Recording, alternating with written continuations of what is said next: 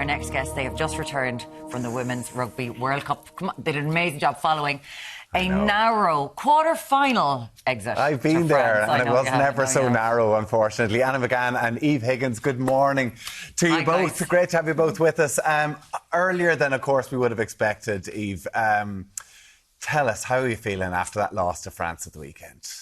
Yeah, it's gutting, really. Obviously, it still hurts quite deep. It's still quite raw, but like immensely proud of what the team has done and the support that we've gotten and received from home. It's been absolutely immense. I suppose, Anna, one thing that we were really talking about was, what happened in the aftermath of the game with France, with the biting incident from the flanker, like all the citations that have happened as a result. Yeah. Can you remember what was going on the pitch when all this was going on?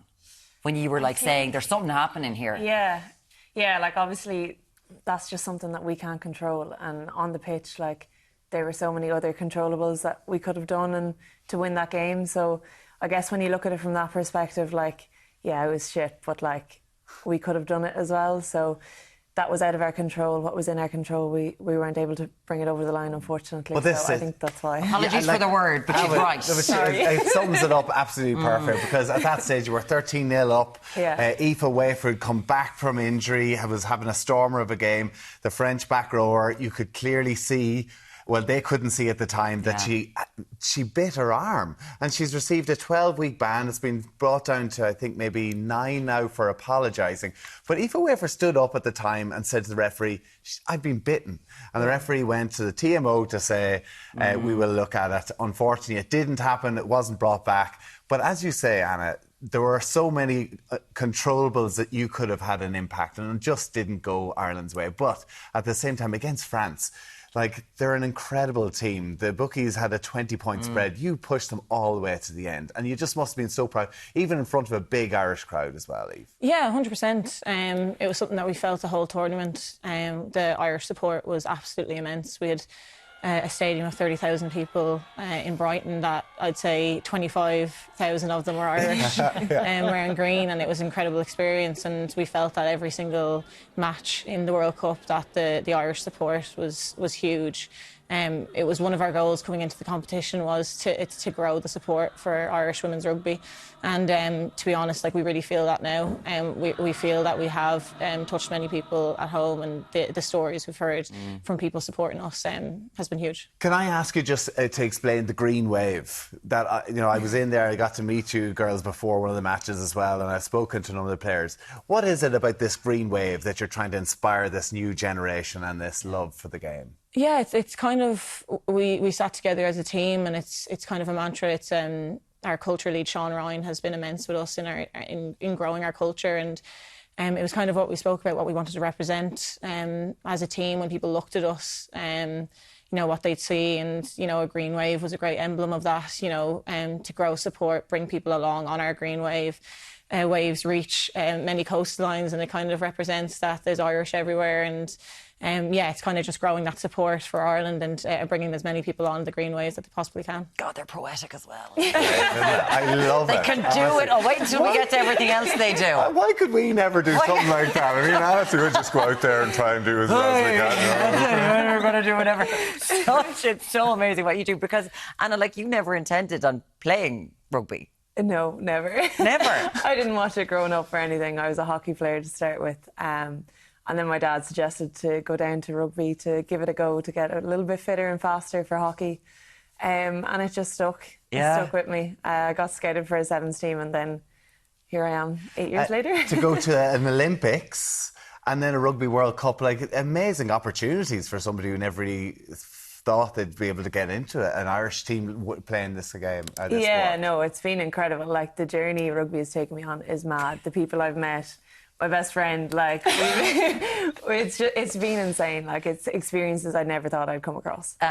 Because you just looked at Eve there, we should say. Anna just looked at Eve going, my best friend, because you two, friends, rugby friends. So, because the two of you played sevens together, obviously, you've gone to an Olympics together. Again, thank you very much for your service. And you're besties and roommates. Yeah. So Eve, For 4.5 weeks. like a Chanel, you can't get rid of her. Yeah. How's the roommates going? Who was your roommate? I had a number of different roommates. kept you. I snored, so they try and constantly change it around. Yeah. How's the roommate experience? Yeah, it's funny. It's probably what you've experienced, that usually after a week you might change because people aren't getting on very well, or for other reasons, whatever. Snoring. I heard you're a big snorer, Tommy. So, All right, Eve. Wow. Secrets. It's made it to the women's team, that fella that's snoring. I'm only messing with It's you. gone down through the generations. Yeah, but no, we just got on really well. We actually didn't room much before this. No.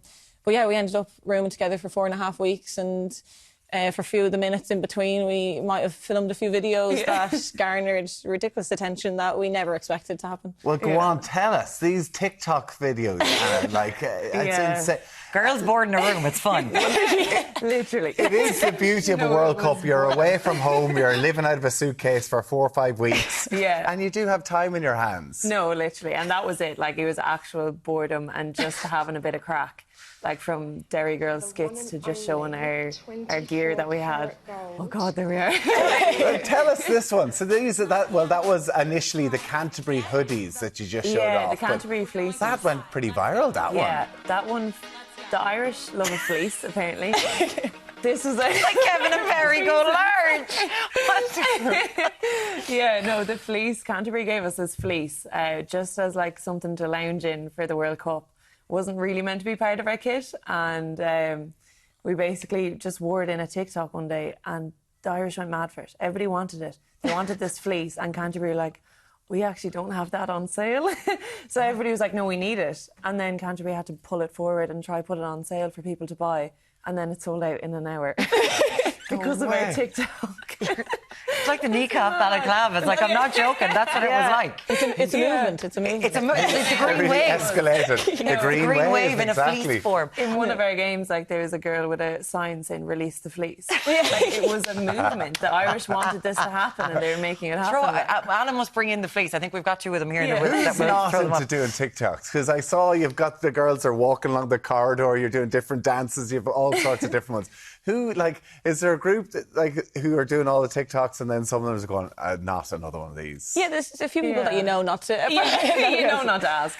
But to be fair, it's very casual. So it might be that we're sitting watching a game or something. We're like, do you want to just do it? Like, it takes 2 seconds. It takes 2 seconds. Yeah. Like, So that's it. We're just... And bit I of think fun. Eve missed a trick in the whole acting, so... Yeah, you do like to ham it up. It takes 2 seconds. So, criminologist. You study criminology, right? Yeah, I have a master's in criminology. So the master's in criminology. So the Dr. K. Scarpetta book is coming. Oh, I was obsessed with them. Yeah. There you go. So there we go. That's where she did it. And they're amazing books. Yeah, they're great. And then Anna, your girlfriend's Grania Welsh, she just won a medal at the World Championships. Not to bring the missus into it, but she's like one of the best boxers that we have. Yeah. Bit competitive of a household? Yeah, a little bit. Yeah, no, she just got back from the World Boxing Championships same day that we got back from the World Cup. Yeah. And she came back with a bronze medal, which was just incredible. So, yeah, very proud. Well done. Very, very proud. And it must be nice as well, the two of you know exactly what it takes to be at that top level and the commitment to it as well. Yeah, absolutely. I think it makes it easier. I have to ask you about your label as well. You have a jewellery label as well. Yeah, Chaos, the label that Eve is kindly representing as well. Is it important, though, to have something outside of rugby to kind of take your absolutely. mind off it? Yeah, definitely. And like, I started it when I tore my ACL, so I was out with injury for a while. But that kind of kept me going, and now we're kind of like 8-9 months in business, and it's been going well. That is so cool. Come on, girl, let's go. Look at What that. did you do when you got... Oh, we don't even... I don't have my nails done, so like... I don't have the nails done. I love it. I love it. Chaos, the label. Yeah. Love it. Listen, Anna McGann and Eve Higgins, congratulations. That green wave Pleasure. is absolutely amazing, and just commiserations on what happened at the weekend. But continue all the amazing work you're doing. Thank you so Thank you much. so much. Thanks a million. Cheers. Thank you Right, so much. that's it for today. Enjoy your weekend with the other team. We'll see you back here Monday. Bye-bye.